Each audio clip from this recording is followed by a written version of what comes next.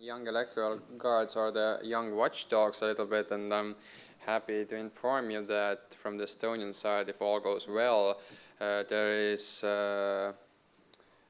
we would like to bring back some new and old projects. One of them is the Young Watchdogs, and another one is shadow voting, and we're trying to make a big, let's say, a mega project about both of those projects that we have separately done before. And we like to cooperate and incorporate some new methods with it, like e-participation lessons over the internet, and some more topics like World Cafe type of discussions and so on. So if all goes well, then before the Riigikogu elections, the parliament elections in Estonia, and the Europarlament elections the following year, then ENL definitely is coming up with some projects towards that. But without further ado, let's begin with the second session on how can we cooperate to advance lowering the voting age to 16 and youth participation in Europe. And I'm happy to welcome the moderator of this session, Emily Peltonen.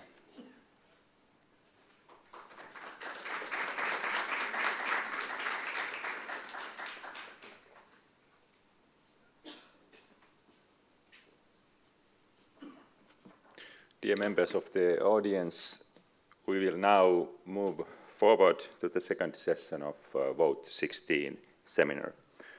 My name is Emily Peltonen, and I'm first Vice President of Social Democratic Youth in Finland, and I will moderate this session. This session aims to introduce European countries' perspectives on Vote 16.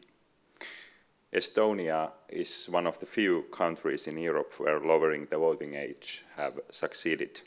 There are still many countries in process of holding discussions about lowering the voting age. In this session, we will compare different perspectives from countries which are in very early stages of lobbying Vote 16 to countries which have tested it in several occasions, and countries which have implemented it on all levels for longer periods. Aim of this session is to find what are the lessons learned and how can we cooperate to advance lowering the voting age to 16 and youth participation in Europe. We will now begin with panelists' presentation on the session's topics. First presenter is Diego Foss. Diego is currently working as policy advisor for Norway's National Council for Children's and Youth Organizations. He will be presenting the Norwegian trials with voting at 16, the outcomes of these trials, and the current political situation. Please be welcome, Diego Foss.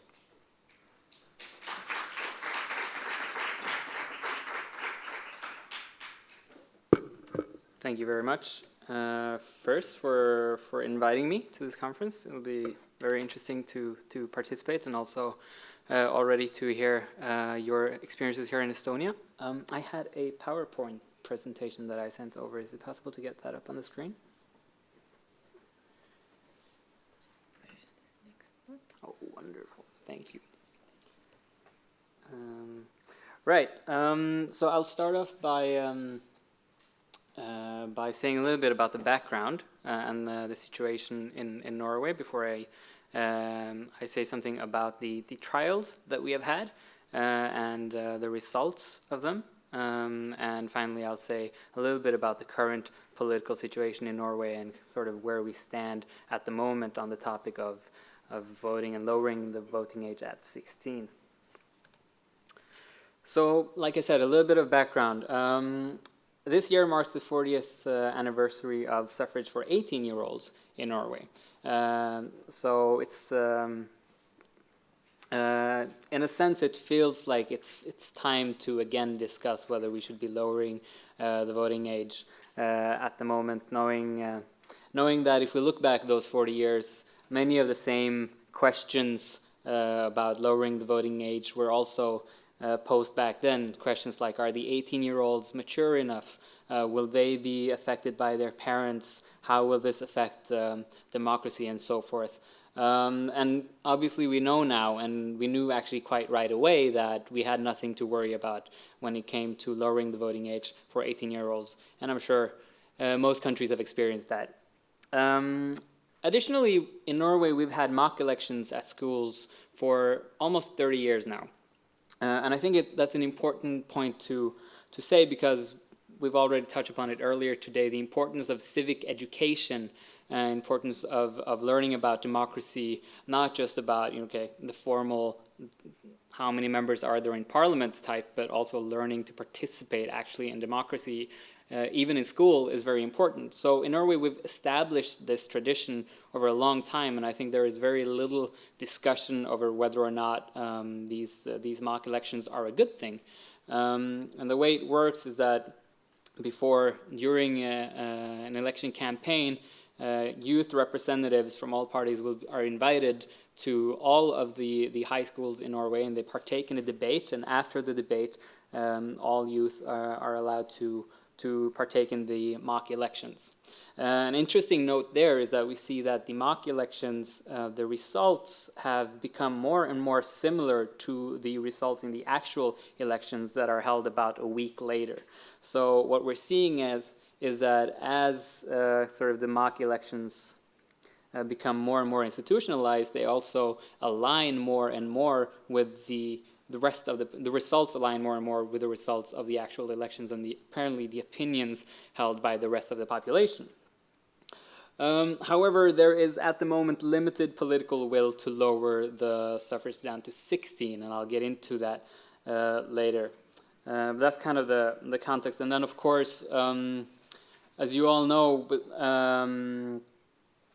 when we had our first trials in 2011, it was a very special situation in Norway because it happened only a couple of months after the terrorist attacks in Oslo and Utøya. So it was, and that was obviously an attack on youth participation, on a democratic youth party.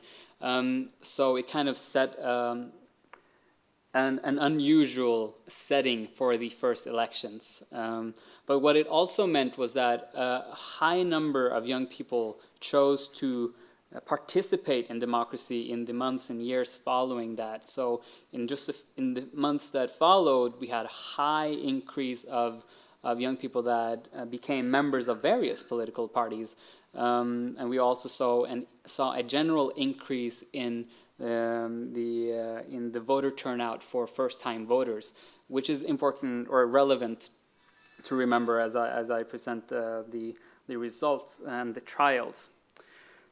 So the background for the trials is we had been working for a long time to try and initiate trials because we realized that just saying, well, we want to change the law, we want to lower the voting age without any type of documentation, without having tried it out on a smaller scale before, would be very, very difficult politically. So what we managed to do was we created a coalition, obviously of ourselves. We are an organization that represents 96 different organizations, represent all of the political youth wings in Norway, from the Progressive Party on the right to the socialist parties on the left. And we got great help from several of the youth parties, from political but non-political actors such as the Children's Ombudsman and so forth.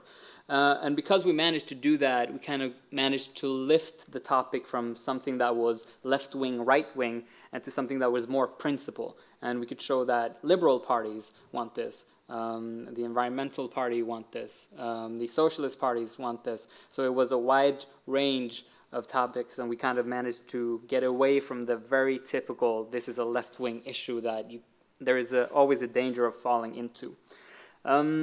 And also we got the support, as you always need, from key members of parliament. We got the support from Magnhild Meltveit Kleppa, who was the responsible minister at the time.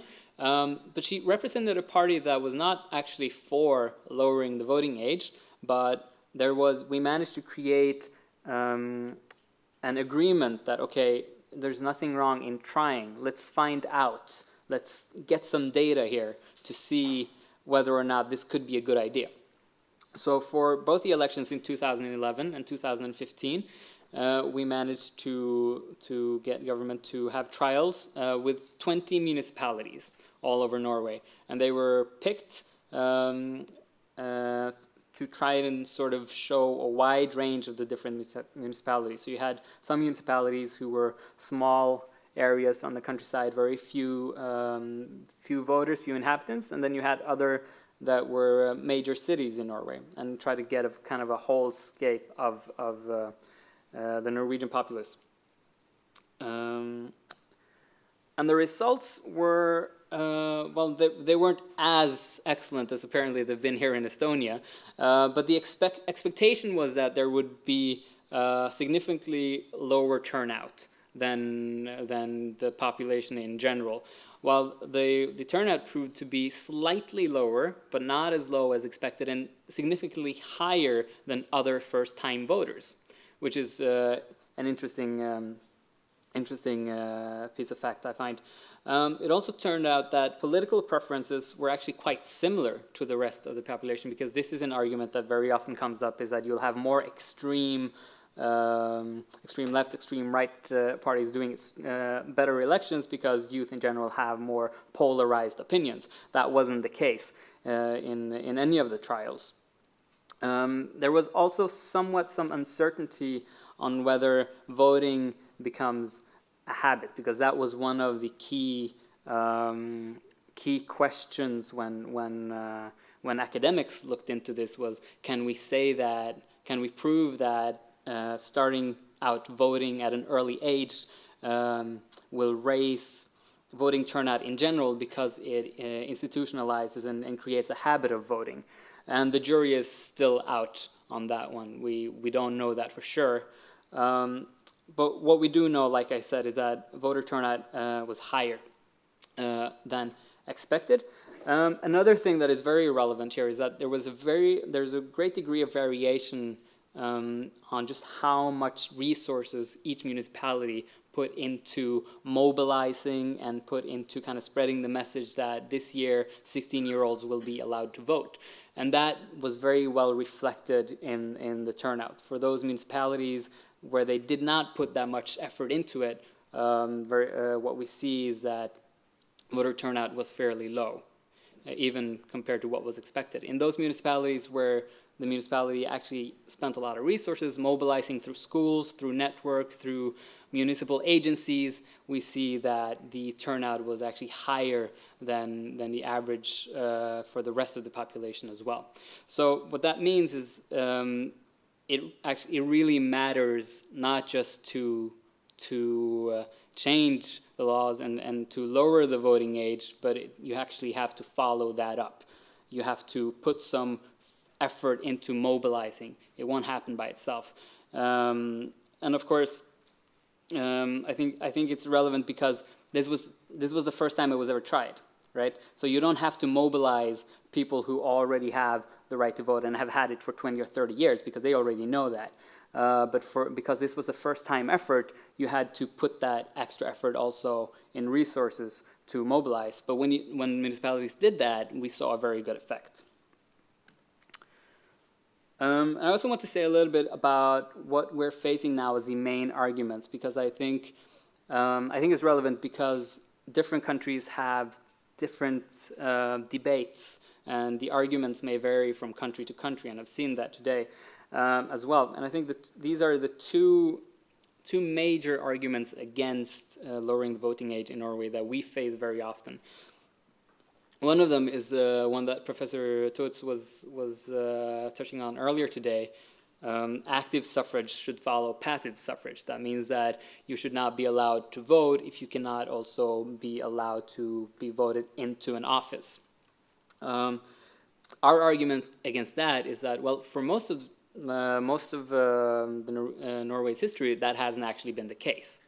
We've changed these laws several times, lowering the age for active suffrage and passive suffrage at different stages, and that is not actually an argument in itself. You might call it a good ideal, but it is not necessary, and there is nothing at least in Norwegian law that says that it has to follow.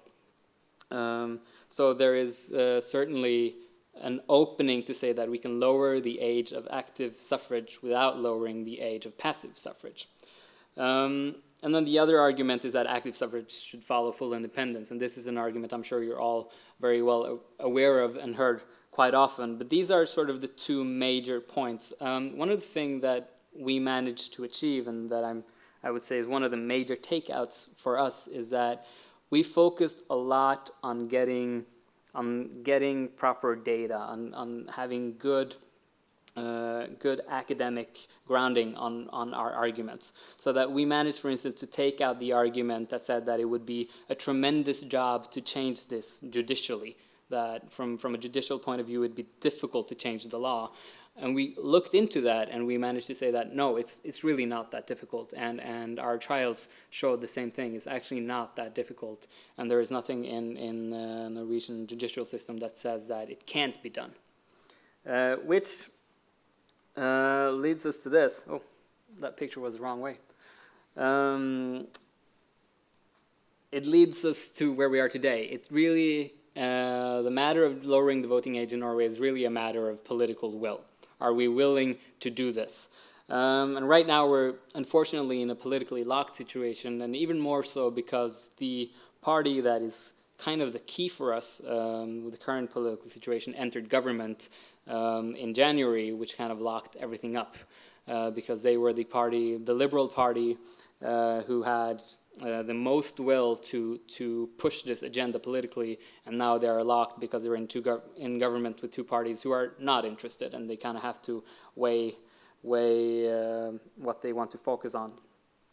However, we have seen some positives in local referendums because we're going through an administrative reform in Norway as well, and in many instances, municipalities have been given the option to allowing citizens to vote over whether or not they want to be merged with neighboring municipalities. In many cases, municipalities themselves have chosen to give 16-year-olds the opportunity to vote when holding these referendums, and turnout there has been high, and we've also seen that it's been part of mobilizing youth.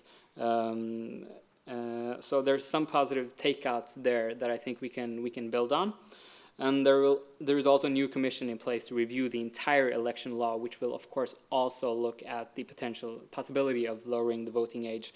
Unfortunately, that commission won't be done with their work until 31st of December 2019, which leaves us with 1.5 years of not being able to do anything, because all politicians will be saying that we want to wait for the Commission to come with their recommendations. So we are at the moment somewhat locked, but we've had good experiences, and I think that if we manage to keep pushing for a change, then we will manage to find those key actors that will change the political will in our direction.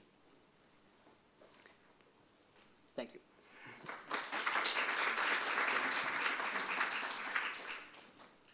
Thank you for your interesting presentation. Next presenter is Niklas Wilhelmsson. Niklas is currently working as a special advisor in the Finnish Ministry of Justice. He will be presenting the Finnish experiences in lowering the voting age, church elections, and outlooks for the future. Please be welcome, Niklas.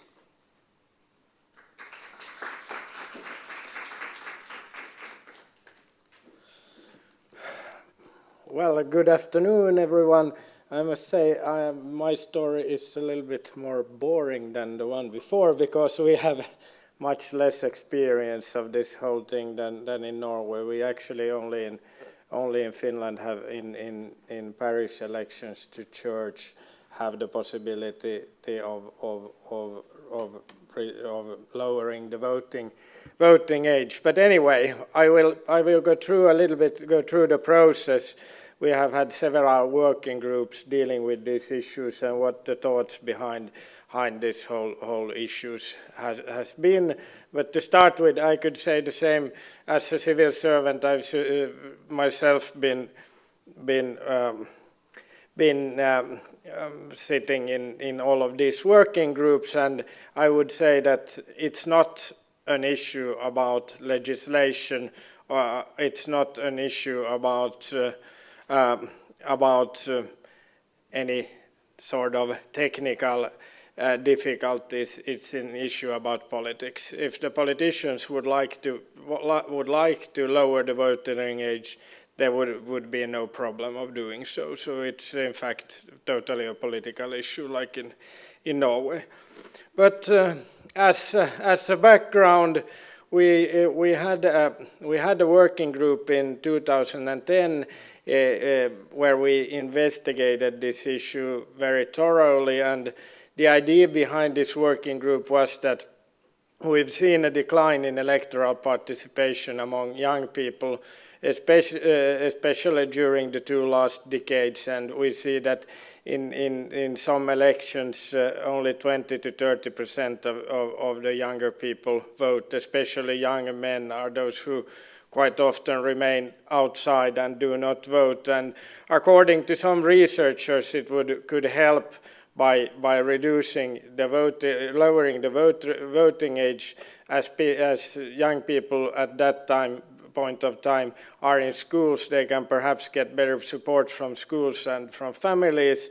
And secondly, when they vote for the first time, they still usually live in their own home municipality where they have grown up. When they are 18 or older, they move out to study somewhere else, and perhaps the surrounding is less familiar, and that's also an obstacle for voting. Well, the working group did quite, I would say, thorough report about the thing, but there was no political consensus reached on the issue, which means that the parties where all parties were not in favor of it. And one peculiarity which differs from different countries is that in some countries, if I remember correctly, the voting age is not in municipal elections written in the constitution in Norway. Am I correct? I think so. But in Finland, at least, we have the voting age. It's a constitutional matter, because the constitution says that in parliamentary elections, European elections, and in municipal election, the voting age is 18, and that's it. So you need to change the constitution, which means that we need to have a great support in parliament in favor of it. And so far, we haven't had that. In 2010, the Lutheran Church lowered the voting age to 16 in parish elections, and after the results of that, the voting turnout in these elections was very low, but just like 15% of the voters, but it was at the same level if we look at the young voters and the older ones, because people are not very active in these elections. As a result of this, a new committee was appointed with the party secretaries to investigate this voting age question again. But again, we could only reach one conclusion, and that was lowering the age of initial municipal referendums, and we lowered it to 15, because 15 years, then that's the age when you get many other rights. We thought that 16 was not. Why 16? I mean, that's a good question. Why 16? Why not 15? It can be anything. And we looked at the legislation.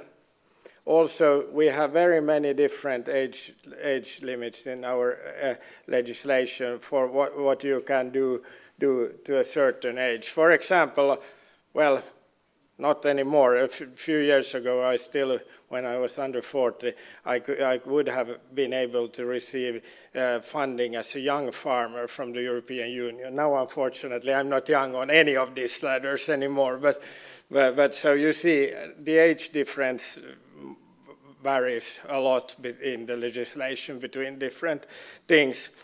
Then we have the autonomous islands of Åland, and they wanted to change it, lower the voting age in municipal elections on Åland. That's a recent case, but and their own parliament did a proposition for this, but it was not approved in Finland because it was found unconstitutional, because Åland cannot decide on the Finnish constitution, and if it's a constitutional matter, it's the Finnish parliament who makes the decision, so it was abolished. So here, basically, the laws that we would need to change is the constitution, the election law, and the municipal law, and this would be technically a fairly simple issue, so no problem there. Then we can see that is voting age should it always be the same? Well, in Finland, when we first got voting rights, the voting age was 24, and since then the voting age has been lowered several times. So I mean, if you look at this, it's hard to say judge that at some point of time politicians thought that 24 years is suitable. Today it's perhaps something else. And then we also have voting in citizen, if you sign a citizen initiative, which is sort of a strong tool for initiating things to our parliament, that's also 18 years, the age limit. But young people virtually have access to most other participation rules, and I think that the government what it has said is that before lowering the voting age, we need to enhance civic education. That's why we changed the curricula in order to make young people more knowledgeable about democracy and voting. Then we have a school council became by law mandatory in 2014, so that young people can decide on their issues or have a co-decision rights at schools. Then youth councils became mandatory in 2017 in municipalities, and if we now get the regional reform, they will become mandatory in regions as well, where the idea is that young people through these councils can affect the policies which are done in municipalities and in regions. And then also initiatives, municipal, local and regional initiatives are open for young people. There is no age limits. Then the Youth Act says that young people should be heard and consulted in decisions concerning them, and that can be, for example, through hearings and consultation.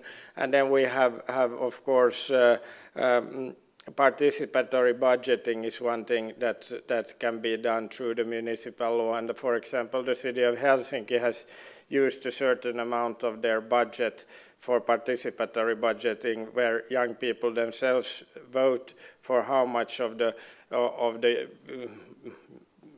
budget concerning youth should be to what purpose it should be used every year. So there are good examples also.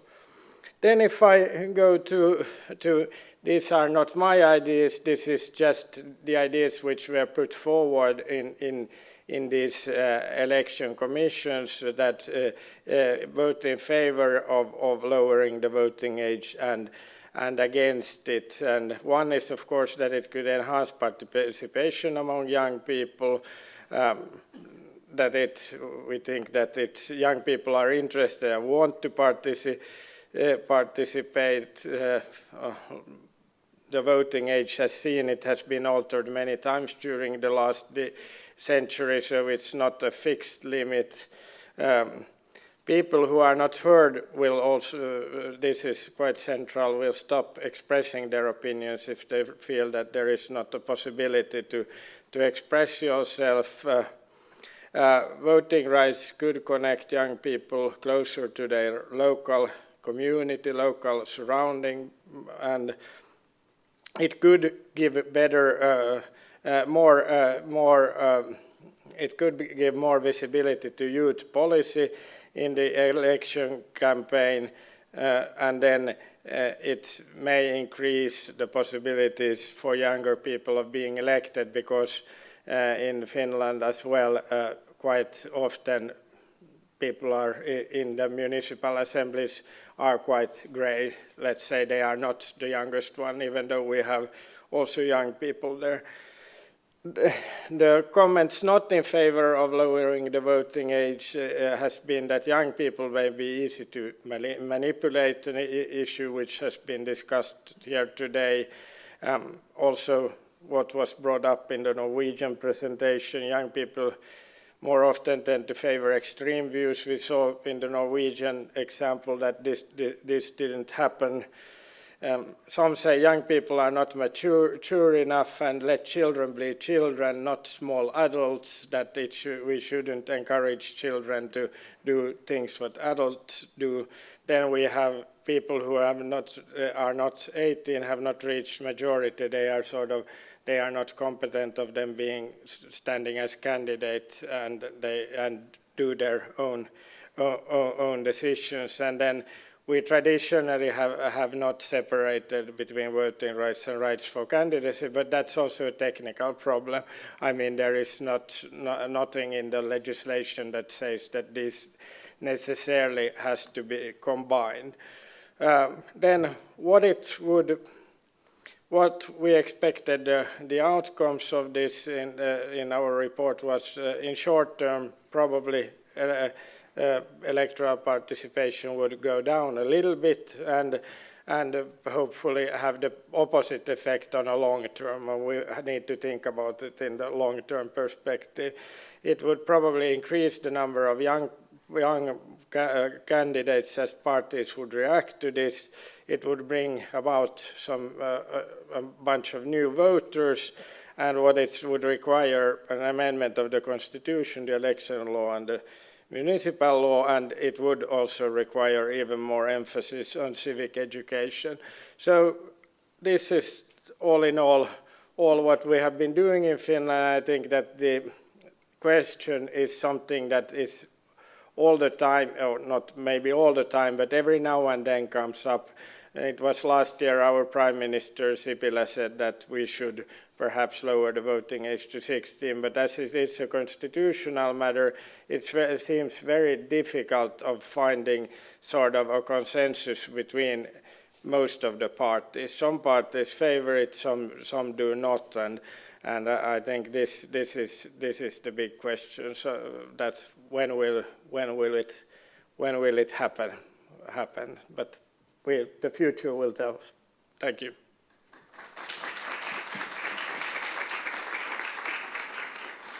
Thank you, Niklas, for your presentation. And the next presenter is Patrick Danter. Patrick works at Sapere Aude, Independent Citizenship Education Association in Austria. He will be presenting some experiences from Austria, how it came to lowering the voting age on national level there. Please be welcome, Patrick Danter.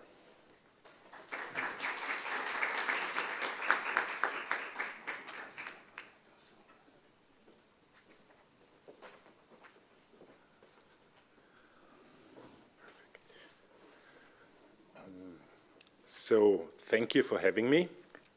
I'm here as a substitute because I think in the first place the National Youth Council of Austria was asked to come here, but they're really busy at the moment. So I hope I can still give you an entertaining and interesting input. And excuse my Austrian dialect. I hope you get me. You don't feel too much like in an action movie. Huh? What I want to present you is our association. We're working in the field of civic education with youngsters, with kids, in schools, out of schools, and also with grown-ups. We're doing teacher training, so we're directly in the classrooms working with the people there. I want to give you a short overview of what happened in Austria, because in Austria The voting age is 16 on all levels. And yeah, the short conclusion is we're still standing. Yeah. But I give you this in a little bit more in detail. In the very end, if I have some time, there was a lot of talk about how can we create interest and concernment of young people due to politics. And I have a short input, maybe 2 or 3 minutes. And this, in a lot of cases, helps to increase interest in politics within 10 minutes with youngsters. So if we have time, we do this, okay? As you said, I'm working in an independent association. We are like bottom-up formed, and our association is called Sapere Aude. It's Latin, and this is like one of the, it's from Kant, the philosopher, and it's one of the headlines of Enlightenment. And we liked the idea of Sapere Aude, which means, in my words, use your own head, don't let others think for you. I'm working for this association. We're doing civic education, participation projects with all types of people in Austria. And I'm also teaching at the university in my hometown in Linz, and I'm doing, giving lectures there. Sapere Aude Association for Active Citizenship Education. I want to start with how we started, because it's directly linked to lowering the voting age, more or less, okay?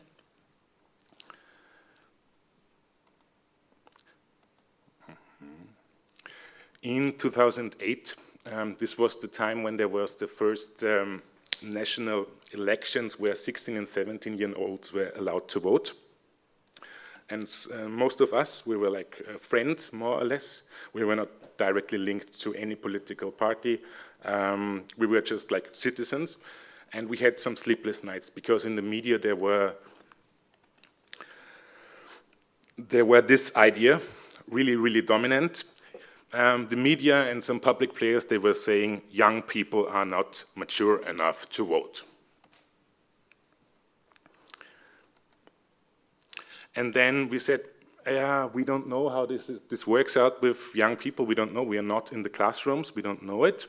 But we had like an idea or a thought or an attitude. Because we said, if youngsters are not mature enough to vote, give them opportunities to change that. And it's not only the duty of the young people to get interested, but it's also a public duty to get youngsters to vote. We need to make an effort as society. And we said, when you talk about politics, you may talk about, I don't know, a nuclear power plant being an explosion in Fukushima, nuclear power plant, terrorist attacks. It's a really delicate issue. When you talk about politics, it's not easy. It's not easy to teach media literacy, fake news and all the stuff, and empowering people. So we need to organize citizenship education. This is what we call it. You can also call it civic education. You need to organize that on a high level.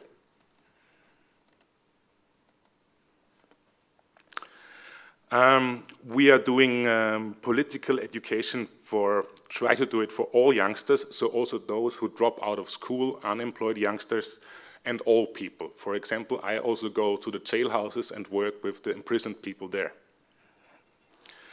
And you need to work with them on a long term. For example, there were these terrorist attacks in 2015 and 2016. And then there was some initiatives, also some funding from some ministries. And you had the opportunity, you get paid for having a workshop. And the idea of the workshop was to fight extremist views, not go to jihad, to Syria, to all of the stuff. The only thing was, the only duty of the organizations taking part was, you were only allowed to work with the group of youngsters, the class, for 4 hours. This will not work. If you have jihadist people, Nazi people sitting in there, you cannot change their views within 4 hours. So work with them on a long term. And then we said we want to focus on methods, on basic conflict lines in society, because there are some basic conflict lines in society and they will show up every 5 years, and you will see similarities. And you cannot be completely up to date with all of the issues, and how many members the Austrian parliament will have, if it's 183 or 187, it's not that important. So what's this? This is what we do. So we're doing also training of teachers and multipliers, and we're doing this kind of exchange projects together also with the National Austrian Youth Councils. We've been in Norway 6 to 7 years ago. We've been in Slovenia, and we share our subjective views from different youth groups which we're working with. Okay. This is just a picture, because I think to pep up PowerPoint presentations, pictures are always good. And here you see in the bubbles what we want to achieve with the youngsters. So we want to teach them self-reliance. Have your own views, not believe what your teachers tell you, what the peer group tells you, but think of your own, okay? I'm coming to this kind of Austrian story, which is a little bit special, I think, because we've been one of the only countries that lowered the voting age at all levels. How did this came? So far, there was more or less a consensus of all political parties that it's okay. They did, I think, some bargaining with other laws to lower the voting age. And there was also the will to say, let the youngsters not just vote, but give them aid, give them projects, give them support on different levels, and also in schools and out of schools, youth workers and so on. There was a big campaign by the Ministry of Education. It was called Essentialis You, and it started a year before the first national-wide elections happened, where 16 and 17 years old were allowed to vote. And there was enough budget for external democracy projects, for initiatives like us. The basic funding in the very beginning we got from this ministry and from this initiative. And of course, as we heard this morning earlier, there was of course a call for more citizenship or civic education to get the people, the youngsters, informed and interested.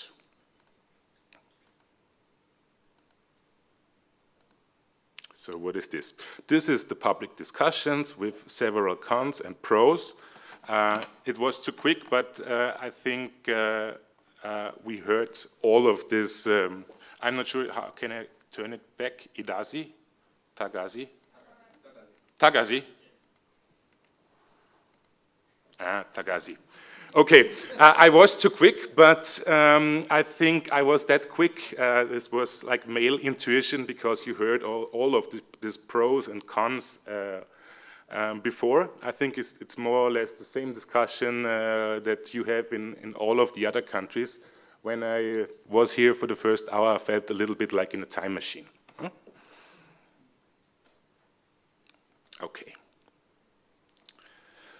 So, here you have a timeline. In Austria, in the year 2000, the first we started to lower the voting age on a local level and on a regional level in some federal states, and then in 2007 there was this big electoral reform where we also put it up on a national level. So still the active voting right is 16 and the passive one is 18. So if you want to run for a parliament, you need to be 18 years old. This was also lowered. Then there was this kind of big campaign, and the first national-wide elections, followed by the first elections for the European Parliament, where 16 and 17 years old were allowed to vote, 2009. I studied political science, but I'm working in schools, and I feel more like a social worker or a teacher. But I'm not a scientist, but I still brought you some facts and figures from this period, okay? I'm too quick, Tagasi. Tagasi, I learned quickly. Here you see our association. It's in Vienna, and the first regional elections in Vienna, where the voting age was lowered, was in 2008, and on the national level on 2005 in Vienna, and 2008 national-wide. Okay, and here you see some facts and figures concerning the interest in politics, and we compare it also to the year before, where youngsters didn't have the voting right so far.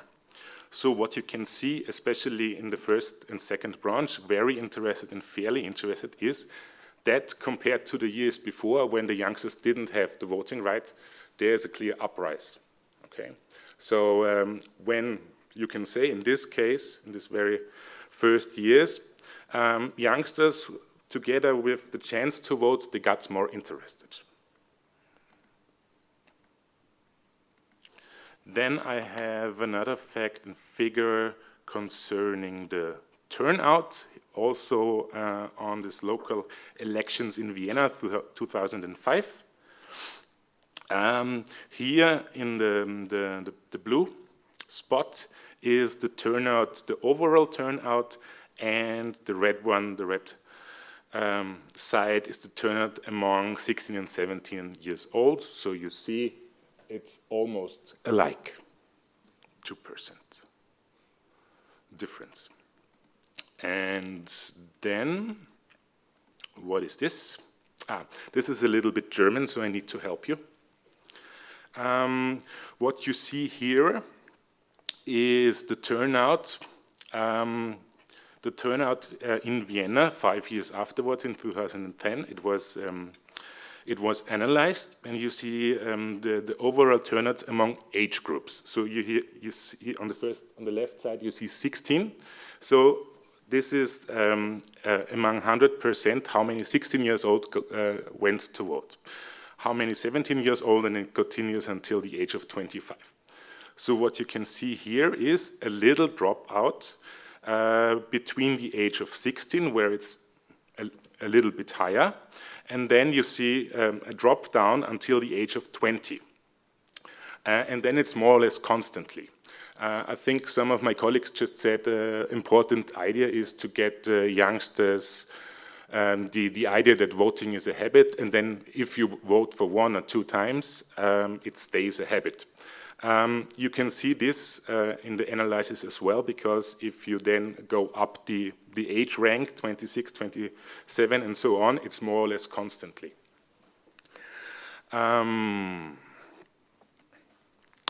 Next figure. It was also analyzed who are the groups that are less likely to go to vote when it comes to the new voting youngsters.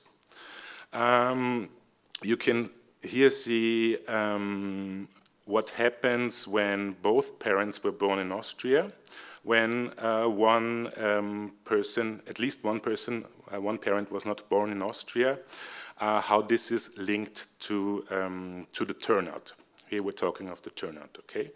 And so you can see here that if you have parents that are not born in Austria, it's more likely that you don't go to vote, even if you have the voting right. And then there is another group that is less likely to go to vote, and this has to do with education, formal education. So if there are young people that are working, including apprentices, it's a little bit less turnout than when you compare it with youngsters at the same age that are pupils or that are students. More clearly you can see it here when it comes to the Vienna election in 2005. So, what are the learnings? I need to prepare you now. This is subjective. I'm not a scientist. I'm just I'm just a teacher, I'm doing civic education, and yeah, I'm also a citizen of Austria. What can we learn from the case of my home country, from Austria? What we could see here is that participation in the first election has an impact on one's voting career. It was clearly seen in one of the figures that if you get people 2 times to vote, the chance that they stay voters, it's clearly higher than you vote only 1 time or you never vote.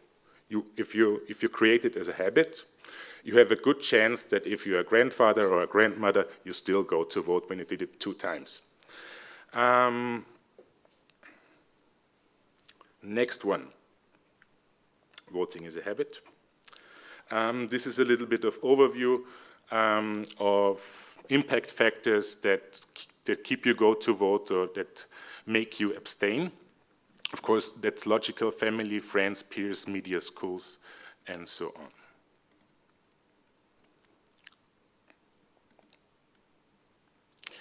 I'm not here with what is the public opinion now. What impacts did this lowering the voting age have on public discussion and the society in Austria? What you can clearly say is young voters became a target group for political parties. It was a fresh impact for citizenship education in school. We got a new curriculum. There are different school types. Not every school type is having citizenship education as an own subject, but it's getting more and more slowly. And it's also linked citizenship education now on universities, because we have a professorship in Vienna only dealing with this case. In this time period, a lot of NGOs came up that tried to foster citizenship education. And when I glance through the newspapers and the online media now, because when I did prepare for this meeting here, I tried to look it up. Voting at 16 is no longer in public discussion. It became normal. It's not a big issue any longer. Sometimes when I go to school and I ask maybe 16-year-olds or 18-year-olds, should younger people vote, they say no. But the funny thing is, if you ask 16 years old, should 14 years old vote, they say no. And if you ask 18 years old, should 16 years old vote, they say no. So it's kind of magic. What are ongoing challenges for us in Austria, or maybe also for you guys? One of the main things is, I think we also heard it before, is how can we advocate issues of young interests? How can we pick up issues that really, really interest young people? How can we raise the consciousness that political decisions, they have an impact on young lives? How can we do this? And then, as I mentioned in the very beginning, teaching civic society, talking about politics, it's not easy. And how can we aid teachers and youth workers to get professional vocational trainings and to keep them up to date? For example, the field of civic citizenship education, it's never ever a closed subject. Always new things happen. What can you do? How can you be up to date?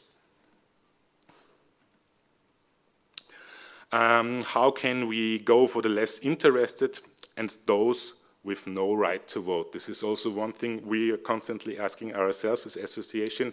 You may imagine that in Vienna there live 1.8 million people, and in Vienna 1.1 million people have a right to vote. So we have 25% of the people that live in Vienna with no right to vote. How can we activate them for politics?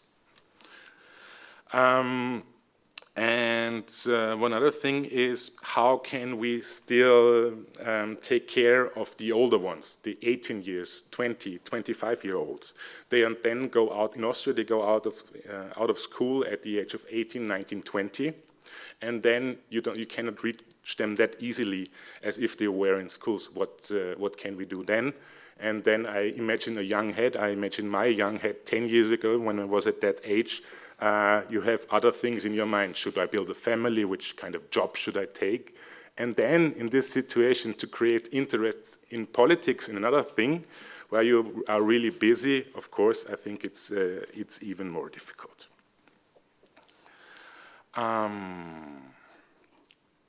I'm almost finished. And feel free to ask me questions afterwards. I told you before that I think in this kind of PowerPoint presentations, it's always good to use pictures. So you have some pictures here in the way we work. We work really interactively.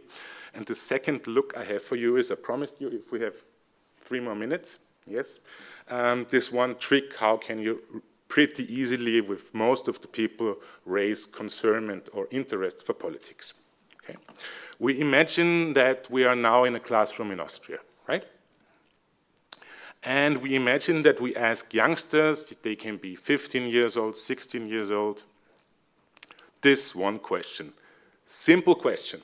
List as much things that are not political. Okay. We do this for 8 or 9 years now, this question. And in Austria, maybe also in Estonia, most things will be alike. If they are really honest, things like this will come. Alcohol, party, a chair, video games, having sex, schnitzel. In Estonia it will be, I don't know, fish or whatever. Sleeping, football. Okay. So they list everything. They list everything what's in their mind. Okay. And then there's a second task to this method. And then we say, okay, now we have a look on what you told us all before. Okay. And now really think hard. If you find anything of those things written down, any political link. Because in the very end, we only want to have things on our blackboard or whatever that have really no link to politics. Okay. And what's always happening now is first people start. For example, they will say, I don't know, I cannot drink because I'm 14. And there's a new age in Austria where the drinking age it's now lowered. I cannot make party everywhere I want. I cannot have it on the time I want. Video games. Oh, there are taxes on video games as well as on every other thing that I can buy. I pay taxes. Who gets the taxes? Politicians get the taxes. They do things with it. You know. I cannot have sex on the streets of Vienna because it's forbidden. Who did this? Politicians. Schnitzel. Schnitzel is also a thing you can buy, so it's taxed. So if in Austria a good schnitzel, it will be 10 to 15 euros, so 10 to 20% goes to politics. Sleeping. Hey guys, you're in a school. When are you allowed to sleep? Can you sleep freely for yourselves when you want? No, I need to go up for school and go take the school bus. And now it's easier to sleep if I have holidays. Is it in all regions in Austria the same? Football. Who is creating this kind of football fields? Who is owning them? The city of Vienna, the city of Tallinn. Who is fostering your small football club? You get maybe a little funding to make this work. So, in the very end, I'm too quick, Tagasi. In the very end, I tried to make this. You need to imagine now, we have this full blackboard. I tried to make this visually able as a PowerPoint presentation, but it didn't came to Estonia, I think. In the very end, you have a blackboard or a flip chart, and the question lists as much things that are not political. It's empty. It's empty. And then you ask the youngsters, or you can also do it with grown-ups, why is this the thing? Why, when you think of it for a longer term, everything more or less is linked to politics? And then this is what we say to the youngsters. I know they're political scientists and they will have a different opinion on it. Politics is nothing else than the way we organize our lives. There is no country in the world where there's no politics. Maybe there's an area where there's no politics, an island where you decide yourselves when you have the coconut or not. But every time when you need to discuss with others, how should the society look like? It's politics. It's neither a good thing nor a bad thing. It's an essential thing, a human thing to have. And if you cross out everything here now, you have one wonderful thing. You can still say, which many youngsters or grown-ups say, I'm not interested in politics. It's boring. But if you do this, you can no longer say, politics have nothing to do with my life. And this is what we want to get them to learn. And this is the way of working. Feel free to spread this idea. I hope you got it. And I would be finished. Thank you. Picture in the end.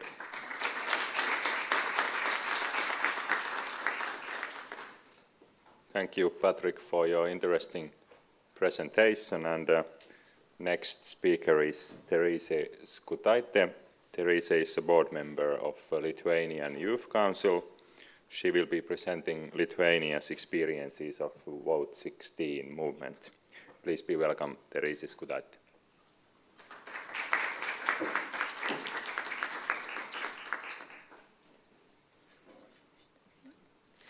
Hello, first of all, it's a big pleasure to be here and to represent the Lithuanian Youth Council. I'd like to make a statement for a beginning that my presentation would differ a lot from the previous ones because Lithuania still does not have any Vote 16 experiences at any level. And it's important to understand that in Lithuania, vote at 16 is a very grassroots kind of question. It means that the discussions did not start in the cabinets of ministries, in the parliament, neither in the parties or something, but it was absolutely raised by the youth, from the down to the up. And that is why the vote at 16 in Lithuania is at a very early stage, and we have still lots of work to do. I will structure my presentation mainly in three parts. First of all, I describe you the actions of Lithuanian Youth Council, what have we done until now, what are our plans, and so on. Then we'll move a little bit to the political environment of Lithuania, because there are really interesting facts to hear about. And even though most of the arguments for and against Vote 16 can be similar, but Lithuania has some unique experiences, especially at this period of our political era, I would say. So starting from the Lithuanian National Youth Council, the debates for or against Vote 16s have been ongoing for a few years actually, and even our member organizations, the national youth organizations of Lithuania, couldn't reach a certain agreement whether they need Vote 16, whether not. And finally, we're really happy last month during our last Congress, we adopted a position that we need vote at 16 for local elections. And a very interesting thing to mention here that this position was actually proposed by three politically oriented organizations: Young Liberals of Lithuania, Young Conservatives, and Young Social Democrats. And trust me, it is not a very common thing for these three political organizations to agree on anything. So that was a big surprise for us, but we're really happy, and that is why we're looking positive. Because even when the youth organizations, the branches of political parties, because some of them are independent, some of them are not, agreed on Vote 16 on local elections, this really gives a spark that we can reach a consensus here. So now we have an official document, and we can finally officially state that the youth of Lithuania has a need to make Vote at 16 happen. For now, we're discussing just a local level, but we're keen for going on further on soon. But at this early stage, we're already facing some problems, is that there are not yet unofficial debates, unofficial research, and official data made for the youth of Lithuania to certainly advocate the Vote at 16 idea. That is why we're really happy to be at events like this, where we can hear experiences from countries like Austria, Norway, Estonia, as we're always looking up to Estonia. So and we can even relate a little bit to the Finland example, because we too need to amend the constitution, I'm sorry, if we need to do the Vote at 16 thing, and there are many more similarities. And also what would be the most important for us, for the Lithuanian Youth Council, is to get as much data, as much research as possible to base our arguments on. Because usually what happens when we, the youngsters, start a discussion of vote at 16 in Lithuania, there's no data and we cannot certainly argument our opinion. Because yes, of course, we can state the arguments for and against, and we can rely on other countries' experiences, but we need numbers, we need turnouts. Because the risks are that the whole turnout would get really low and that young people are not that interested in politics, and that is why I'm very glad to hear the good examples, especially of Austria and Estonia, showing positive results that every election, the vote turnout between the 16 and 17 years old is increasing. So, we are very glad for your experiences, but also we would really appreciate if you would even spread this wave of vote at 16 more widely for countries like Lithuania, for other countries who are seeking to adopt vote 16 or at least to start trials, as Norway does, to give us a little bit more of good examples for us to rely on. Then we could base more of our Lithuanian research for the further developments. So yeah, and as we do not have the official political debate, like neither of our political parties are for or against vote 16, the debate is still not so ongoing to the political level. It's still among the young people and some individual politicians who are for it. This would be no surprise, but mostly the younger politicians who are in the parliament are for vote 16 movement, but major parties do not have their positions. So that is why now our goal as the Lithuanian National Youth Council is to start the discussions among the society, whether vote at 16 is needed or not, to attract media's attention, to draw a great communication strategy, and then to start advocating in the political level and actually start lobbying. Because we saw from your experiences, and we feel the views of our society too, that the views to this question are really different. Some of the people think that, yeah, children should be children, 16 is not a fair number, like they should be given all rights and so on, and the other half is a very pro-youth active. So we need to raise the further discussion and further debate among the society and then move to the political level. And if we're discussing the Lithuanian politics, we have a very, I would say, specific against arguments, which we're kind of facing right now, even though, as I've mentioned, the debate is not official yet, but still, you know, politicians are talking, discussing, we're trying to raise questions, to start to raise questions and to raise discussions. And the problem is that even though representatives of major parties like Social Democrats, Conservatives, and Liberals are kind of for vote 16, if I can say it without official statements, now in the majority of the parliament is a party called Farmers and the Green. And this party does not have a lot to do with environmental issues and so on. Well, that's a different story, but still. And the problem is the whole approach to the young person that they give, because even though all of us can have different views towards health questions, but if you didn't hear this yet, from the start of the 2018, we have some new alcohol restrictions, and in Lithuania, it is forbidden to drink alcohol until 20 years old. So congratulations, Austria, with your lowering laws. Well, yeah, we're in different situations. So as I've mentioned, it's okay to look deeper into health problems, but the case is that our government, the Parliament of Farmers and the Greens, are proposing a different approach to young people. They're basically telling to the youth that we're not mature enough even to drink, so what can even be the discussions about lowering the vote age? So yeah, this is kind of interesting situation, and it is also one of the goals of the Lithuanian Youth Council to present a young person as a mature, responsible, planning individual who would be absolutely capable of going to the ballot and actually voting. So yes, I was actually really saving time because, as you saw, there are no specific data or any other researches for me to present you, but the point is that this question is still very much on the early stage, and what we need, first of all, it's the positive experiences of other countries who have adopted this model, Secondly, we have to raise discussion, raise awareness among our society that vote at 16 is positive, and it could have some very positive outcomes towards the building civic society of Lithuania. And also, one of the main goals of Lithuanian Youth National Council is to present young person as a responsible individual.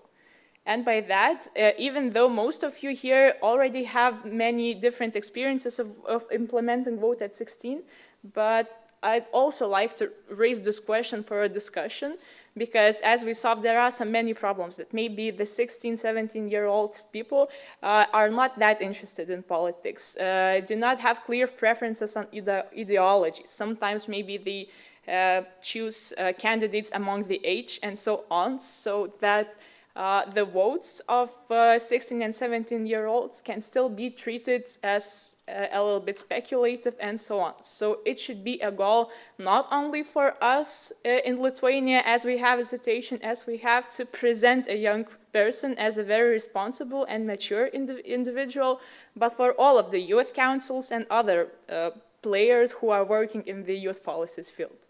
And this is where I would like to end my presentation, and I would also one more time would like to thank you for sharing these experiences, and hopefully we'll get more of your information soon. So thank you.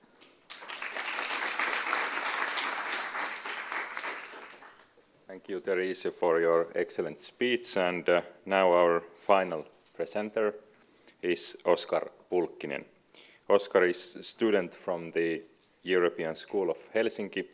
He will be talking about the students' viewpoint on issues relating to Vote 16 experiences. Please welcome Oskar, the floor is yours.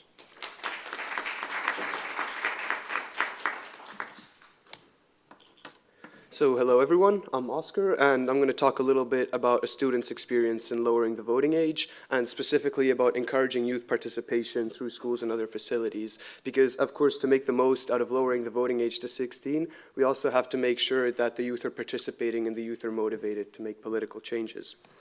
So a quick overview about what I'm going to be talking about during this presentation.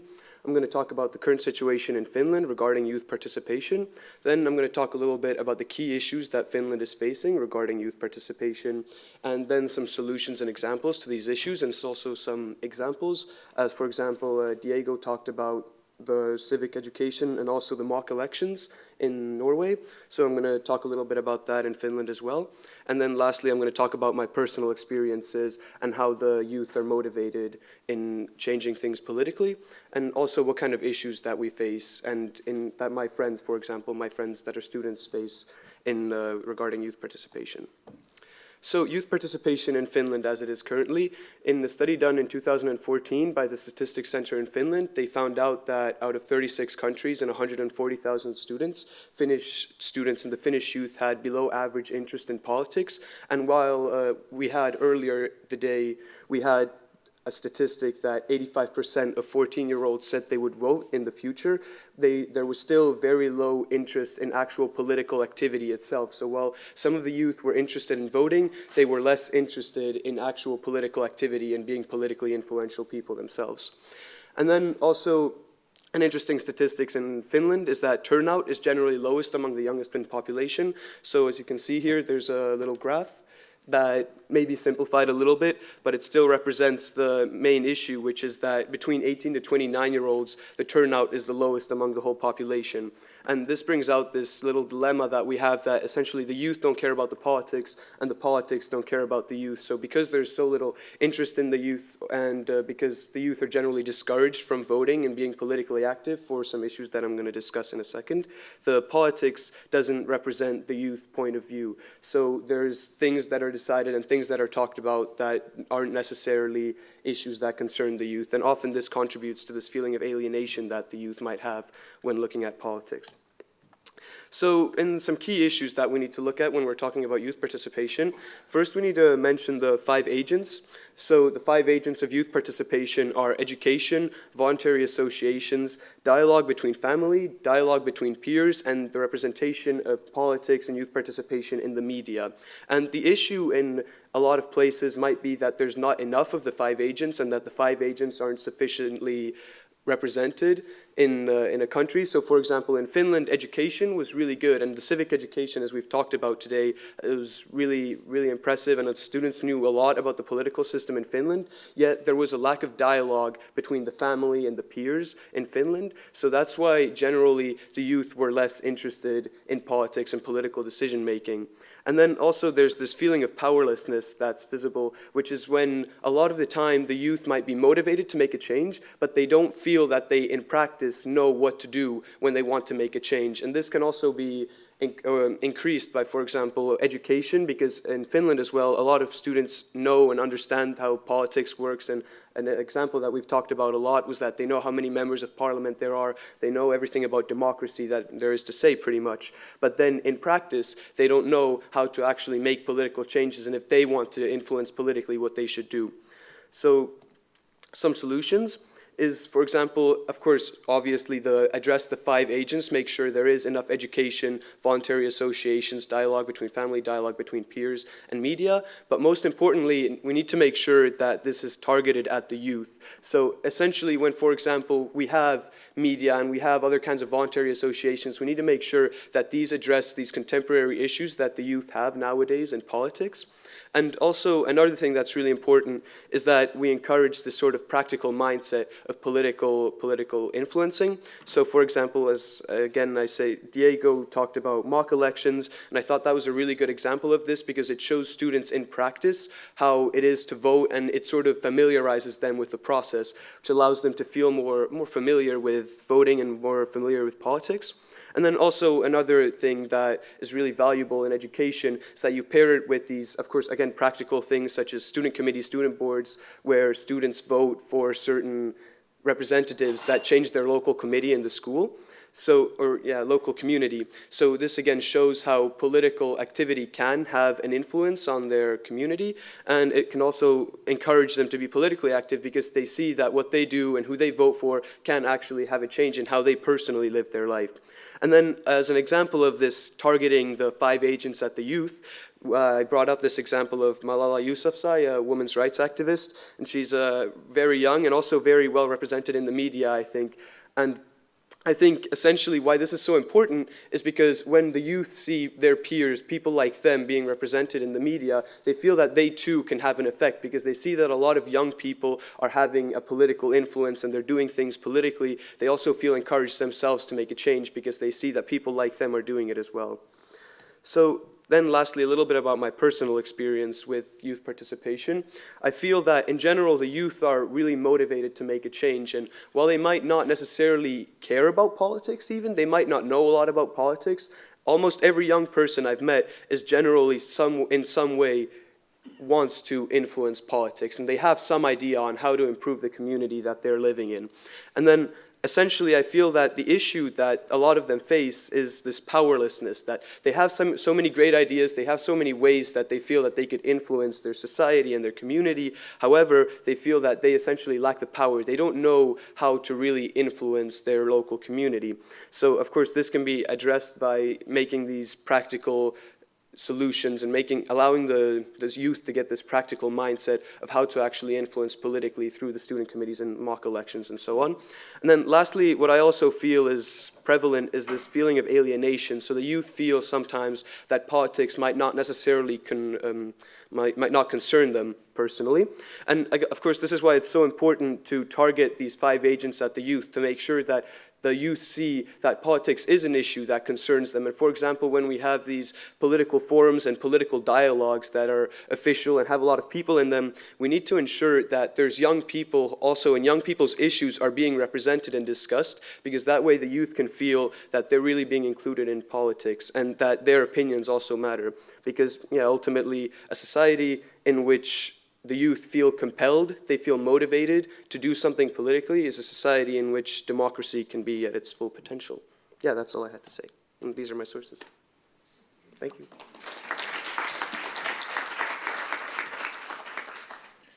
Thank you for your presentation, and I would like to thank now all the panelists for their interesting speeches and presentations, and we will now move forward to open discussion and questions.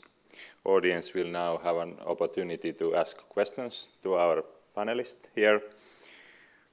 Do we have any questions? Everyone is waiting for the lunch break. Okay. Regarding the voting age, a couple of arguments did not come forward, like no taxation without representation, or subject to criminal law without representation. Can you comment on those? Let's begin from the left side of the panel.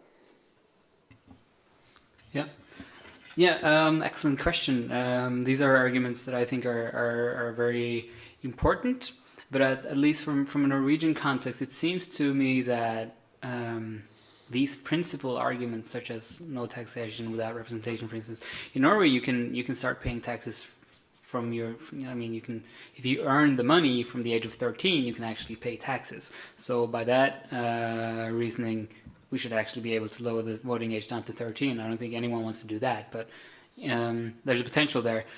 Same thing with what was the other? Criminal law. Same thing. You can be sentenced from the age of 15. I think personally, I think they are excellent arguments. But it seems to me that because the situation is at a standstill because of political will, it is not so much about the principal arguments, really. It is more about finding the right kind of the right way of selling it into the key politicians, because we know that these arguments can't really be countered properly by politicians who oppose lowering the age of voting. They very rarely do try to counter them when they are faced with them and try to sort of link it to something else. So it seems, at least for the Norwegian case, it's just it seems that these kind of arguments just aren't selling, because that's not where the issue is standing at the moment. Well, I can agree fully with what you said. I mean, these issues, they were probably not presented on my slides, but certainly issues that has been brought up in the reports, and what you said about criminal law, I guess that was one of the reasons why the discussion was also about why 16, why not 15. In a sense, it could be because nothing says that it should be 16, but I also think that in Finland the discussion has, well, of course it has been around these issues, but then to be honest, of course the parties think about also, can we gain success from this or not, and these party election realities also may have an impact on the party's view on if it is a good or a bad thing to do.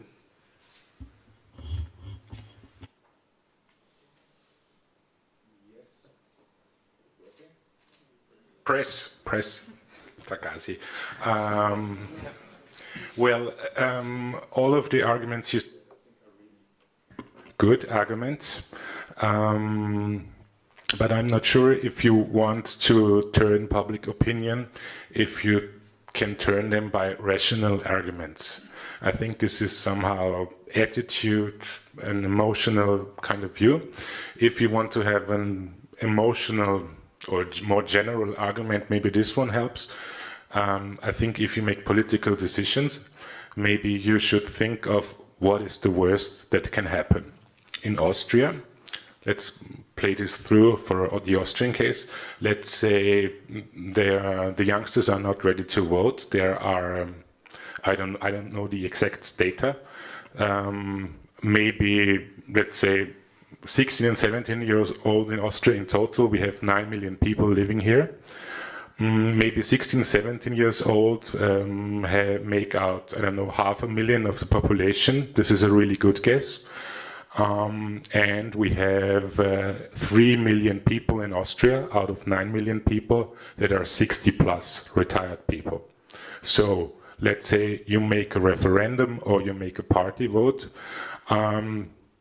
the old people, so to say, or the grown-ups, in fact, they do not need to fear anything, because if the old people are in favor of any kind of referendum line or a party, they will always win this referendum. If the 3 million people, the old people, go to vote and vote for their party, they will always win all elections. This is, by the way, what happened with the abolition of military service in Austria. So this may be an emotional kind of approach. Maybe it needs, sometimes it needs more emotions. So thank you for an interesting question. I can also relate to all of the panelists, and all your arguments were great. Also, I would like to mention something regarding Lithuanian experience. As you have said, taxes and criminal law.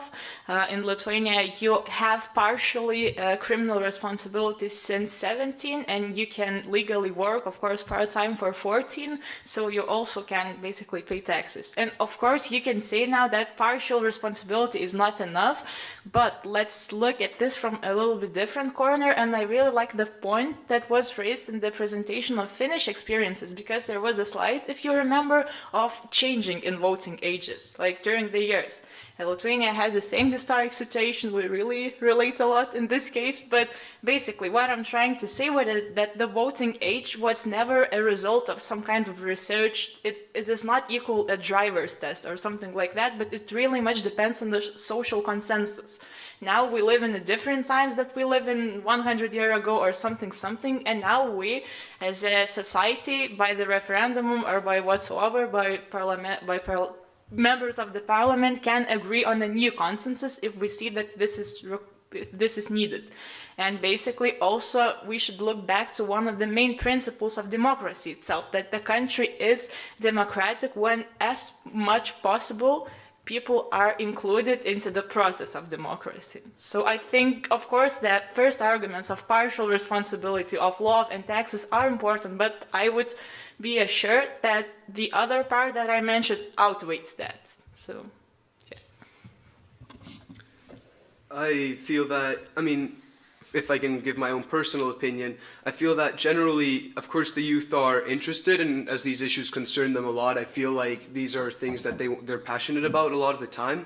But I feel that when we're talking about youth and youth participation in politics, I think it's also important to focus on this sort of alternative, informal decision-making. So in a way, we're not forcing them into the deep water by forcing them to make decisions on taxes and things like that, but rather encourage them on focusing on local issues, such as we talked about the human chain that was formed around the school, so that the youth get the sort of touch of politics and political influencing without having to focus on these issues that might seem a little foreign to them, because I feel like that might also encourage this sort of alienation that the youth might feel when they have to immediately start focusing on these issues that feel maybe foreign to them in some way.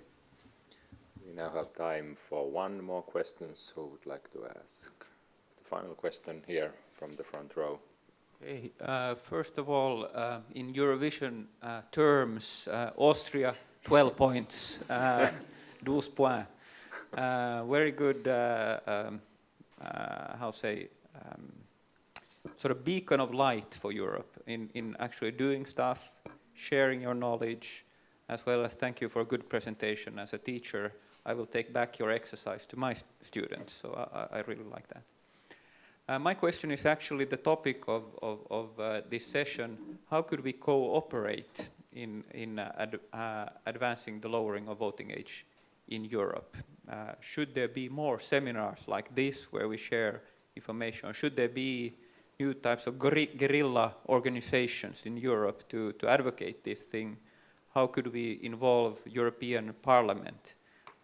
So all creative insights from the panelists are welcome. Who would like to start by commenting this question? Diego, please. Yes, thank you. Well, I think these settings is a great place to start. Just exchanging experiences, and I also want to point to what Teresa said about sharing the information, sharing the data that we have from various countries. It's difficult for me to find out much data if it's in German, for instance. So just spreading the knowledge that we have gained from the experiences that have already been tried.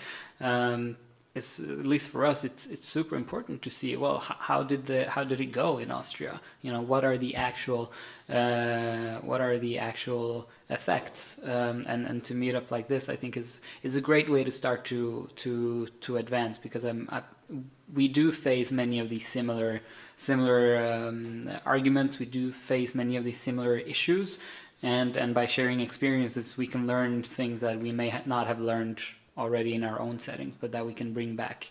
And I'm a firm believer in having your facts straight, and if you don't have the data, then you have to rely on, well, what have they tried other places. So really the research part is also super important, and something that we have at LNU have been very focused on is cooperating with research institutions to try to get more data on, well, why do what inspires young people to vote, what would the effect be of lowering the voting age and these kind of things. I think that's very important as well. Oscar. Yeah, I mean, I agree a lot with everything you said, especially about the sharing the data part, because as we've seen during a lot of these presentations, is that a lot of the countries have different situations, maybe legislatively, in allowing the youth to vote. For example, in Finland, there's a lot of constitutional issues that they have.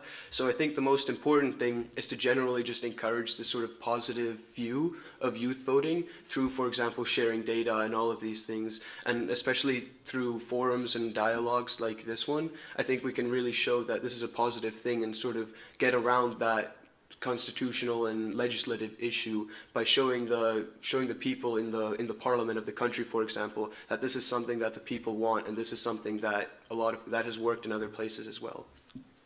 Nicholas.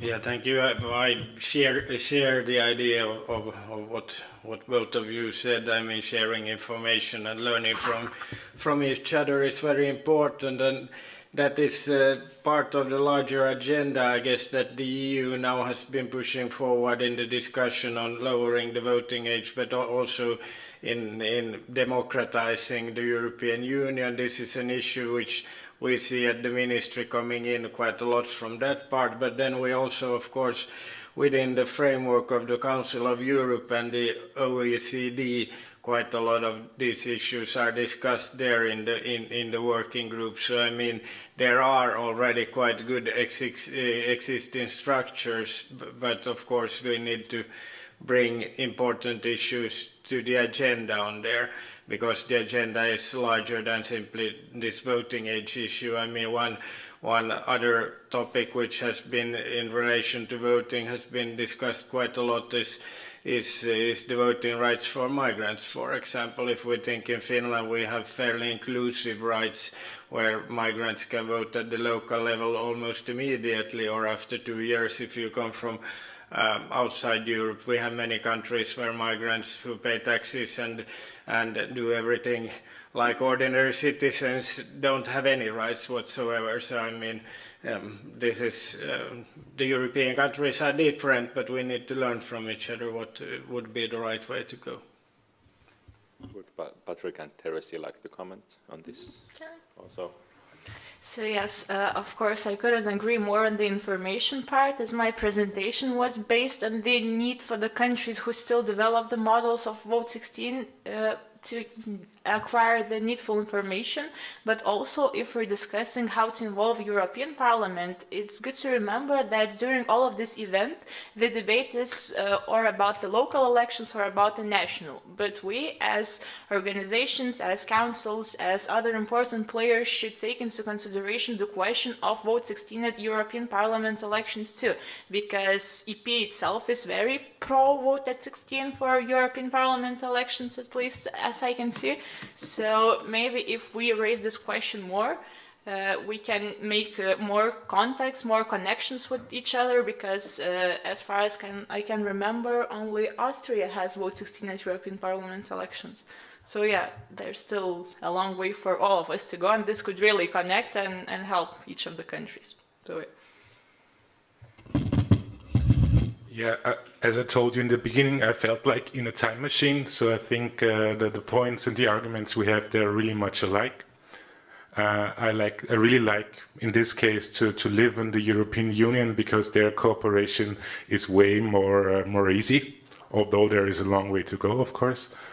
And I think that's it. What we can do is learn from each other, exchange, be open-minded, go to other countries, and learn what happened there, and then maybe make a common effort. In the very end, just one more argument for the public discussion in all countries. Also an emotional argument. Democracy, the idea of democracy where we all live in, is equal rights, right? Equal rights, equal duties. This is also what you said in the beginning with taxation and stuff. And then, because one big argument was the youngsters, they need to be interested and they need to know a lot about politics before they can vote. This is okay. You can say this is an argument. But the funny thing is, in Austria, if you're 18 years old, if you're 30 years old, if you're 60 years old, nobody makes a test with you proving your interest or proving arguments. So these are no equal rights. So if we do it, make these tests and this interest stuff for everybody, equal rights for everybody, right? Yeah. Thank you all for the active questions and discussion. I would like to conclude this session by thanking all the panelists from their presentations. It has been very interesting to hear these views on the lowering of the voting age from other European countries as well.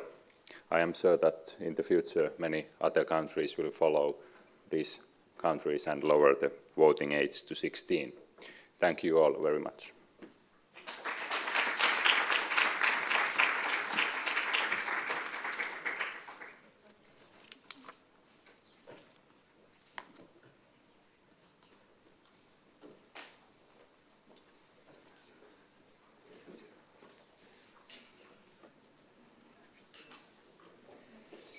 So let's give one more round of applause for the panelists and the moderator.